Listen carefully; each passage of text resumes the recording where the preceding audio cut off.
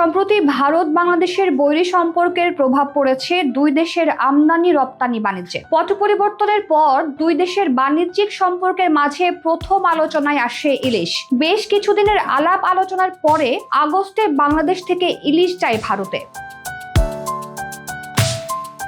এরপর থেকে রাজনৈতিক নানা অভিযোগ, পাল্টা অভিযোগ ও বিভিন্ন ঘটনার প্রভাবে টানাপোড়েন চলেছে দুই দেশের নানা পর্যায়ের বাণিজ্যিক সম্পর্কের মাঝে। এমনকি বিভিন্ন রাজ্যের মানুষের মুখের বিক্ষোভে বাংলাদেশিদের জন্য বন্ধ করা হয়েছে ভারতের নানান পরিষেবা। সম্প্রতি কলকাতার এবং ত্রিপুরার দুটি হাসপাতাল জানিয়েছে বাংলাদেশিদের কোনো চিকিৎসা সেবাই দেবেন না তারা। দুই দেশের পণ্য বাণিজ্যের বড় একটি অংশ ভারত থেকে বাংলাদেশে আসে পেঁয়াজ ও আলু। গত 24 নভেম্বর হঠাৎ করেই দিনাজপুরের হিলি বর্ডার থেকে পণ্য পাঠানো বন্ধ করে দেয় পশ্চিমবঙ্গ রাজ্য সরকার। হঠাৎ করেই এমন সিদ্ধান্তে বাংলাদেশে বাড়তে শুরু করে আলু পেঁয়াজের দাম।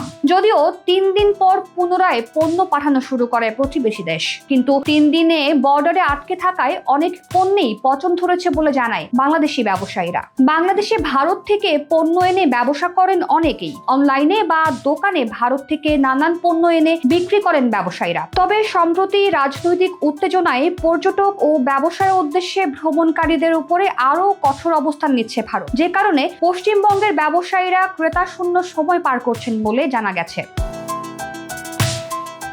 কলকাতার বনগাঁ এলাকার মার্কেটগুলো স্বাভাবিক সময়ে বাংলাদেশি ক্রেতাদের পদচারণায় মুখরিত থাকে। তবে সাম্প্রতিক সময়ে গত কয়েক মাসে বনগাঁর ব্যবসা 50 থেকে 60% হ্রাস পেয়েছে বলে জানিয়েছে ভারতের কিছু গণমাধ্যম। জানা যায় 1947 সালের পর এতটা ব্যবসায়িক ধস বনগাঁয়ে কখনোই নামেনি।